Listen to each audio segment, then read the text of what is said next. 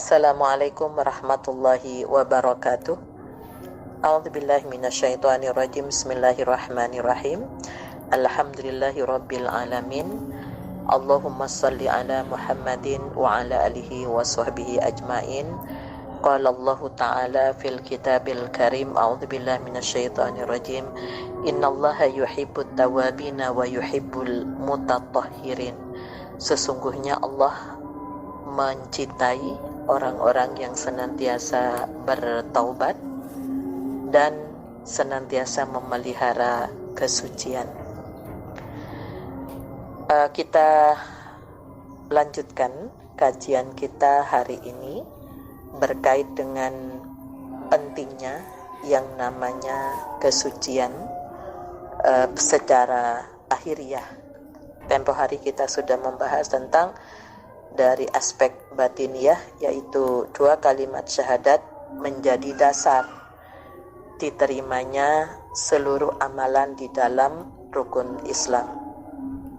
Namun di sisi yang lain, miftahus sholati at-tahur, pembuka daripada sholat itu adalah kesucian. Puasa, tawaf juga demikian. Kemudian kita juga memperhatikan tentang hadis Rasulullah dalam Sahih Bukhari, marran Nabi sallallahu alaihi wasallam biqabrataini faqala innahuma la yu'adzabani. Rasulullah sallallahu alaihi wasallam melewati dua kuburan, lantas beliau bersabda, keduanya orang di dalam kubur ini sedang disiksa. Wa ma yu'adzabani fi katsirin amma ahaduhuma fakana la yastatiru minal baul. Dan keduanya tidaklah disiksa yang disebabkan dosa besar. Lalu beliau menerangkan, yang satu disiksa karena tidak bersuci, ya, tidak sucinya tidak memenuhi syarat, ya, setelah kencing. Ya, untuk itulah maka pada kesempatan yang berbahagia ini kita perlu memahami kembali konsep dasar yang harus kita ketahui, ya, beda antara bersih dan suci, beda antara kotor dan najis. Nah, ada ungkapan an-nadhafatu minal iman, at-tahuru syatrul iman.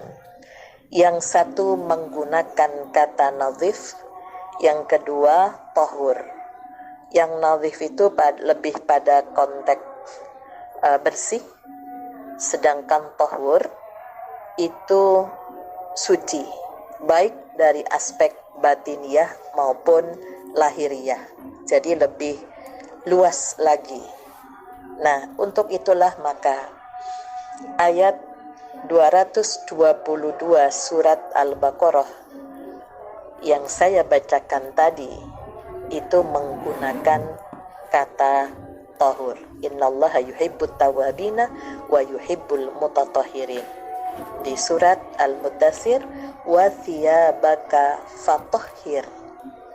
Nah, jadi itu lebih luas, mencakup kesucian lahir dan batin.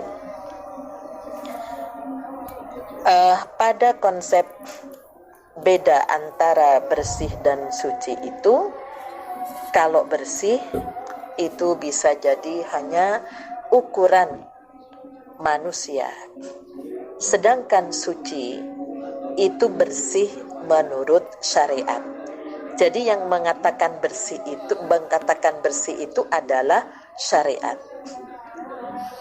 Sedangkan kotor itu menurut ukuran manusia. Seperti baju kita kena kecap itu kotor. Namun kalau najis, yang mengatakan kotor itu adalah syariat. Artinya Al-Quran maupun al-hadis. Ya, salah satu contoh dalam kehidupan kita sehari-hari, seluruh yang keluar dari dua lubang manusia, apa itu darah, apa itu kotoran, ya, ini kotoran, maka itu semua najis kecuali keputihan. Nah, keputihan itu ibaratnya seperti ingus, ya, seperti ingus. Kenapa? Karena keluarnya tidak berkaitan dengan persoalan reproduksi, hanya masalah hormonal atau karena ada infeksi, ada benda asing, sehingga tidak dikategorikan najis. Bahkan kotoran binatang yang dimakan dagingnya itu tidak termasuk najis, hanya pada sisi istilah kotor. Nah, hal ini kita perlu memahami ketika dalam kondisi musafir atau tidak di rumah. Kalau kita berada di rumah, ya diharapkan dua-duanya harus bagus, ya tidak ada najis dan juga tidak kotor. Tapi perbedaan ini sangat penting ketika kita berada di perjalanan. Kalau hanya sekedar kotor, ya berarti boleh digunakan untuk ibadah. Nah, ketika kita berada dalam kondisi yang aman di rumah, ya, maka kita perhatikan sabda Rasulullah, "Idza shalla ahadukum falyalbas thawbaini." Apabila seorang salat, hendaklah mengenakan dua pakaian rangkap. Artinya lahir batinnya di sini, fa innallaha ahaqqu, sesungguhnya Allah lebih berhak, ya, mantuzuyyina lahu, dengan keindahan pakaian yang kita gunakan. Jadi lebih baguslah kalau kita itu tampilan kita luar dalam, hati dan pakaian kita itu yang bagus. Jadi jangan menggunakan yang kotor. Tapi satu sisi dalam kondisi kita di perjalanan, ya tentunya kita perlu memahami yang penting tidak najis. Kalau hanya sekedar kotor, tapi kalau najis harus dihilangkan.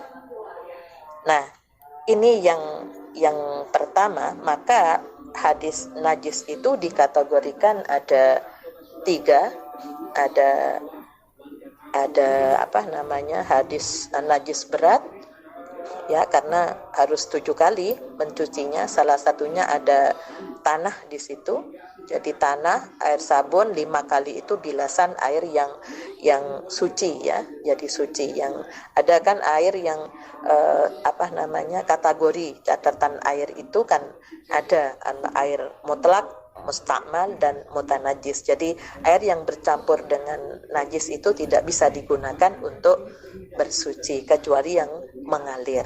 Tapi kita juga harus memperhatikan dari aspek higiennya, ya. Kemudian yang kedua adalah mutawassithah, pertengahan. Pertengahan itu dibagi 2, ada ainiyah yang masih kelihatan mata, ada hukmiyah yang sudah kering, ya, yang sudah kering nggak kelihatan. Nah, ini ibu-ibu anaknya pipis misalnya, atau ada darah yang tumpah di situ, audama masfuhan, darah yang mengalir itu dari darah haid dan darah sembelihan. Nah, ternyata itu tetap dihukumi najis sebelum disucikan. Maka mari kita membahasakan dengan kata suci, dengan kata najis. Misalnya kepada anak-anak, hati-hati anak-anak, itu najis. Ya, dari anak TK sudah dibiasakan itu najis, itu kotor, agar menjadi kebiasaan. Ya, kemudian yang ketiga adalah najis muhaffafah, ringan sebenarnya. Kalau ibu menyusui anak bayinya, tidak ada makanan-makanan yang lain, maka itu mudah cara mensucikannya, cuman dipercikkan air ya, diusapkan aja itu sudah suci. Ya, tapi ketika sudah makan ya impasi itu sama dengan orang dewasa. Jadi harus dihilangkan warnanya, baunya, ya airnya mengalir. Nah, inilah orang yang punya usaha laundry. Kalau kita mau ke laundry, pastikan bahwa yang najis itu dihilangkan dulu. Jangan kecampur nanti. Kalau sudah dilebur jadi satu di situ ya gimana ya. Untuk itulah perlu ada training pegawainya. Karena nanti kalau najisnya tidak dihilangkan, ya nanti bagaimana dipakai oleh orang yang sholat.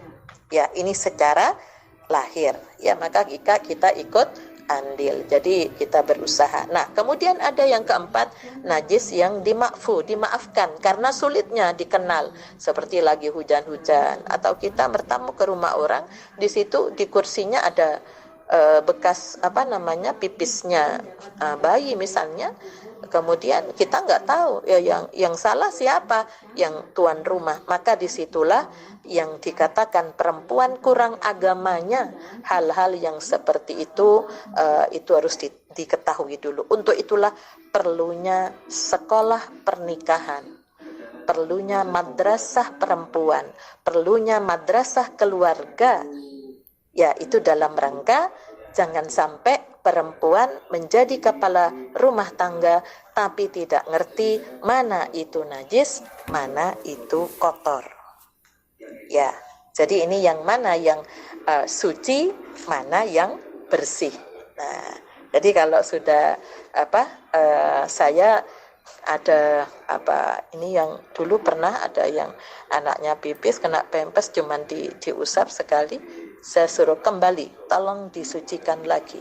Tidak seperti itu cara mensucikannya. Ya, jadi ini nampaknya hal-hal yang banyak yang harus diketahui oleh kita perempuan. Nah, kemudian yang berikutnya berkaitan dengan masalah najis itu akan menjadi bagian daripada masuk syarat diterimanya sholat kita. Yang pertemuan yang lalu kita telah membahas bagaimana tata cara berwudu, bagaimana tata cara bertayamum.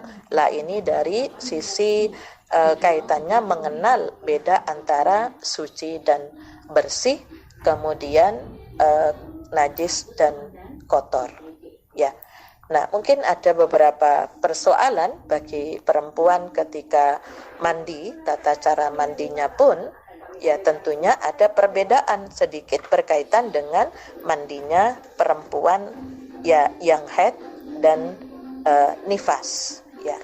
Jadi ada perbedaan dengan perempuan yang lagi yang namanya junub ya. Jadi dengan menggunakan mencuci kemaluan itu dengan daun sidrah ya, karena mengandung antiseptik. Yang terakhir ya setelah selesai mencuci kaki kemudian dioleskan misik ya, bibit minyak itu ke tempat keluarnya darah. Ini salah satunya menjaga kesehatan mulut rahim. Itu sudah berapa abad yang lalu Rasulullah telah mengajarkan kepada kita semua, tapi belum tentu dipraktekkan di dalam keluarga.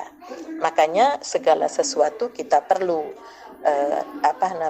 mendidikkan, membiasakan itu dari keluarga. Kemudian bagaimana dengan darah haid yang di luar kebiasaan atau nifas? Ya itulah yang disebut dengan istihadah. Nah ini untuk ibu-ibu ya, kaitannya dengan ada sebuah hadis yang jadi rujukan buat kita. Ada salah seorang sahabat ya, sahabat itu orang yang bertemu dengan Rasulullah dalam usianya ya. Ya Rasulullah, bagaimana pendapat Anda sedang telah Anda larang sholat dan puasa? Ketika haid kan dilarang. Kemudian saya anjurkan kepadamu memakai kapas karena itu menghisap darah. Tetapi ini lebih banyak, ya, ujar ada sahabat itu namanya Hamnah di masa Rasulullah. Jadi tanya tentang darah yang keluar di luar kebiasaan. Kalau begitu ikatlah erat-erat dengan kain, tetapi tetap mengalir banyak ya Rasul. Nah, ini perempuan di masa Rasulullah itu juga ya sergap untuk keilmuan. Kalau begitu, ujar Nabi SAW, boleh pilih salah satu di antara dua perkara, dan jika telah kau kerjakan salah satu di antaranya maka tak perlu lagi yang lain. Tetapi kalau sanggup melakukan keduanya, itu terserah kepadamu. Kemudian sabda Nabi SAW, yang menyebabkan deras terus darahnya itu hanya disebabkan gangguan setan dari pola pikir. Karena darah yang mengalir itu ya itu ada hubungannya dengan yang ada di otak. Maka secara psikologis ketika mau menopause dan sebagainya itu perlu penguatan ya bagi ibu-ibu, bukan dari pola pikir dan pola makan serta pola laku. Maka Rasulullah berpesan, jadikanlah masa haidmu itu 6 atau 7 hari seperti biasanya dengan sepengetahuan Allah. Kemudian mandilah hingga bila rasa dirimu sudah suci dan ini bersih, maka sholatlah selama 24 atau 23 hari. Jadi kalau 23 hari ya itu berarti diambil 7 hari ya, kalau 30 hari usianya. Dan berpuasalah, demikian itu sah bagimu sesungguhnya, dan lakukan setiap terjadi persoalan yang seperti itu. Nah, cara yang sangat disukai oleh Rasulullah ada dua pilihan. Kalau sholat bisa mengakhirkan waktu sholat duhur menjelang asar, maghrib menjelang isya.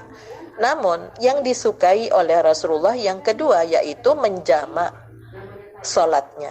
Jadi duhur itu mandi biasa itu lebih bagus, bukan mandi besar gitu ya.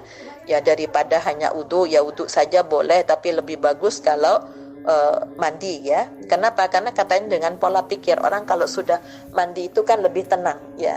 Jadi Rasulullah itu barangkali berpikirnya jauh seperti itu. Kemudian yang kedua, mandilah mandi biasa, kemudian sholat duhur dan asar dijamak. Kemudian nanti mau maghrib mandi lagi, setelah maghrib langsung dijamak dengan isya. Setelah itu malam ya, kalau mau sholat malam sekaligus lanjut ke sholat subuh. Ya, jadi ini karena memang itu beratnya bagi perempuan. Ya, kalau nifas ya biasanya kan 40 hari, yang sudah 20 hari, maka kita perlu menjaga. Dan darah yang keluar, apapun yang keluar dari kemaluan kita berupa kotoran ya, itu adalah najis dan menyebabkan kita berhadas. Hanya kalau darah haid dan darah nifas itu termasuk hadas besar ya, sperma termasuk hadas besar. Tapi ada yang sering kali diabaikan, termasuk hadas kecil, yaitu madhi dan wadi. Ya, madhi itu ya cairan yang keluar kental. Ini laki-laki anaknya kalau sudah kelas 5 SD tanya itu, jangan sampai tidak mengerti. Ya, seperti lem oho lekat, nah itu najis.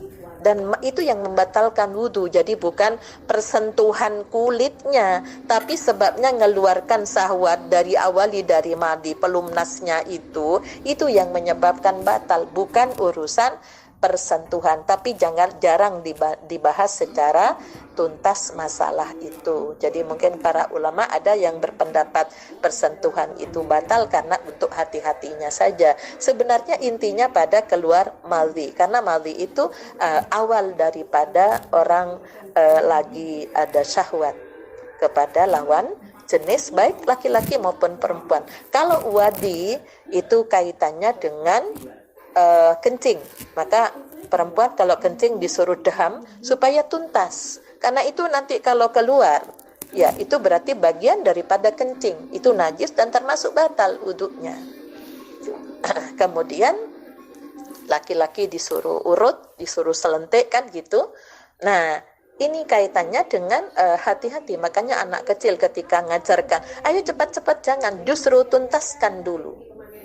Tuntaskan dulu. Jadi begitu luasnya Islam mengajarkan untuk apa? Kesehatan manusia. Ya, jadi kalau sesuatu yang keluar itu berhubungan semua dengan reproduksi, maka saya buat buku itu dengan judul Fikih Reproduksi. Ya, jadi reproduksi baik laki-laki maupun perempuan, tapi yang banyak permasalahan adalah perempuan. Ya, jadi ini yang pertama berkaitan dengan masalah-masalah bersuci secara lahiriah.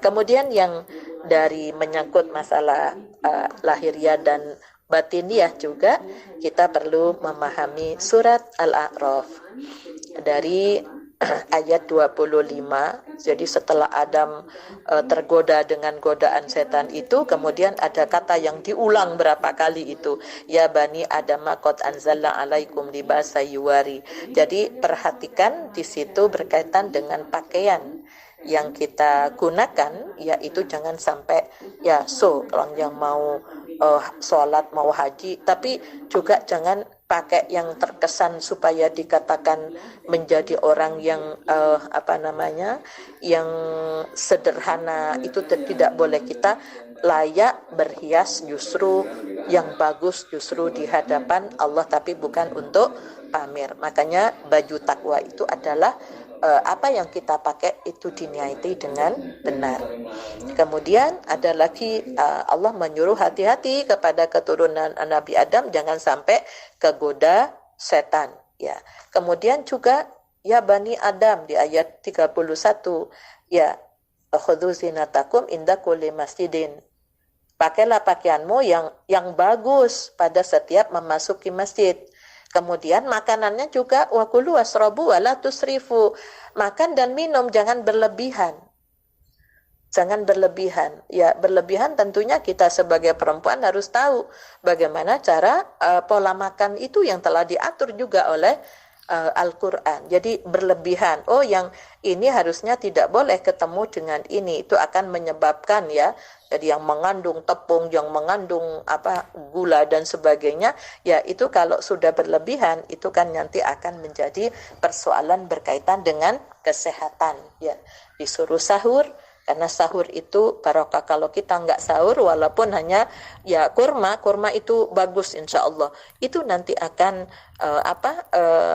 dari ketahanan selama berapa jam kita sampai buka nanti juga akan jadi masalah. Apalagi yang dikatakan oleh Allah kepada kita keturunan Nabi Adam, Allah itu mengharamkan kepada hambanya jadi bukan yang baik-baik bukan yang baik-baik, yang tidak baik itu yang diharamkan.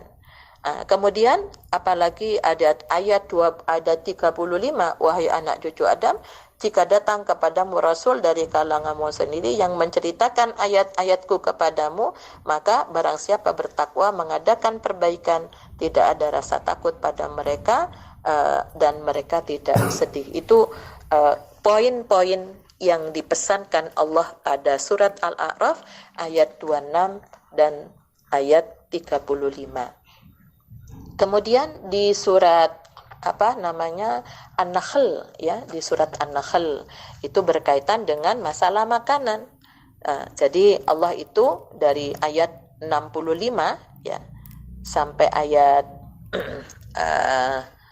69 itu tentang masalah makanan.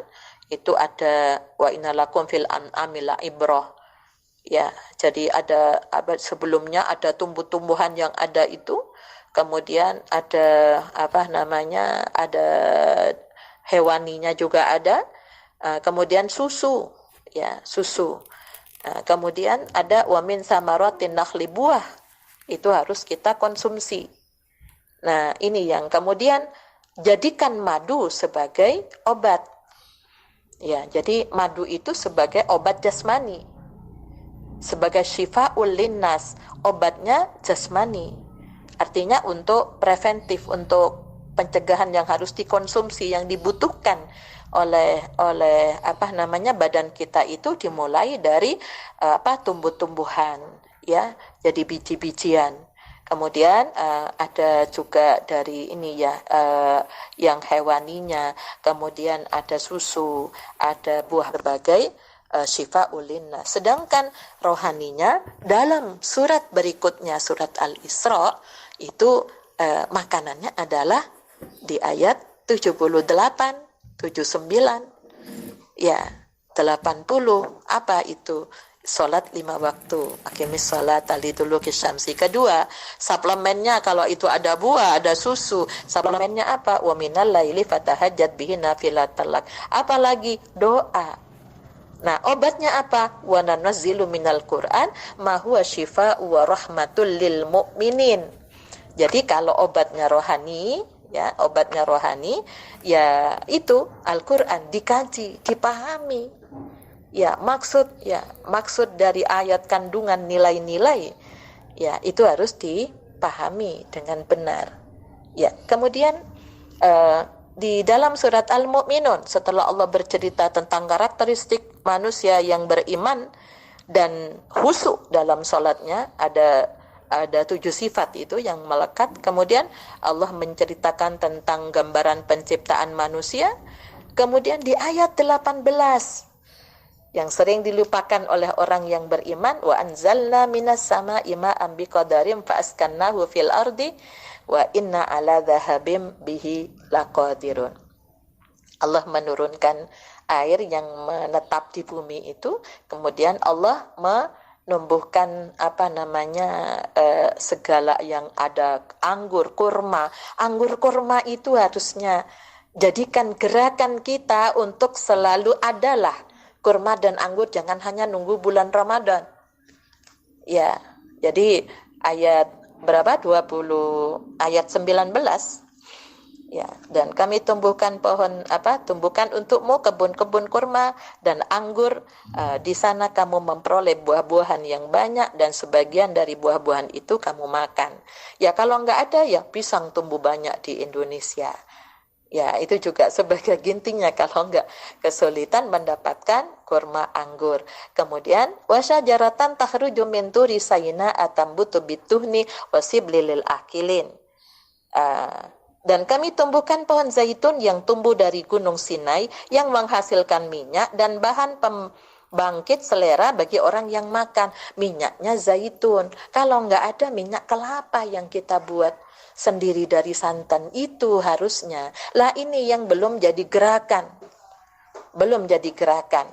Kemudian wa inna lakum fil an'ami la'ibrah. Pada hewan ternak terdapat suatu pelajaran bagimu. Kami beri minum kamu dari air susu yang ada dalam perutnya, dan padanya juga terdapat banyak manfaat untukmu, dan sebagian darinya kamu makan. Nah, namun kita manusia semua kita makan. Semua kita makan, jeruannya dimakan, kulitnya dijadikan kerupuk. Nah, inilah mudah-mudahan ya dari kita menghadap kepada Allah, ya, dari kita melakukan sholat, bagaimana kita perhatikan satu tentang masalah bersih dan najis, kemudian masalah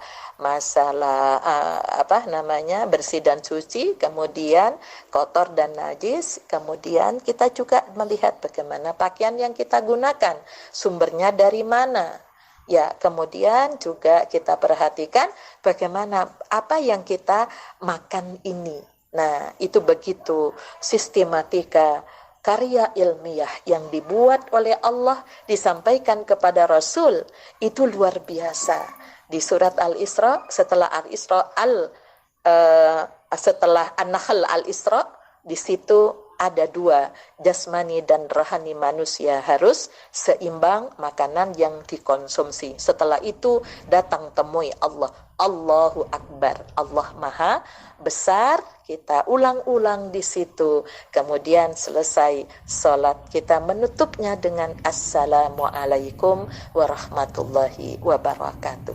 Luar biasa kalau kita pahami nilai-nilai yang ada pada aturan-aturan Allah, mulai dari selalu menganjurkan supaya kita selalu menjaga yang namanya kesucian lahir maupun batin. Dan sebelum Rasulullah berdakwah, ketika surat Al-Muddatsir turun, peringatan Allah, wasiyabaka fatahhir, pakaianmu kamu sucikan. Jadi kalau mau melakukan dakwah di sini, kita sendiri harus menjadi uswah, bahkan qudwah di dalam mengajak pada tataran mengajak yang lain. Ya, saya akhiri sampai di sini. Mudah-mudahan Allah masih mengizinkan dipertemukan lagi. Lebih dan kurangnya saya mohon maaf. Nasrum minallah wa fathun qarib wa basyiril mu'minin walhamdulillahi rabbil alamin. Assalamualaikum warahmatullahi wabarakatuh.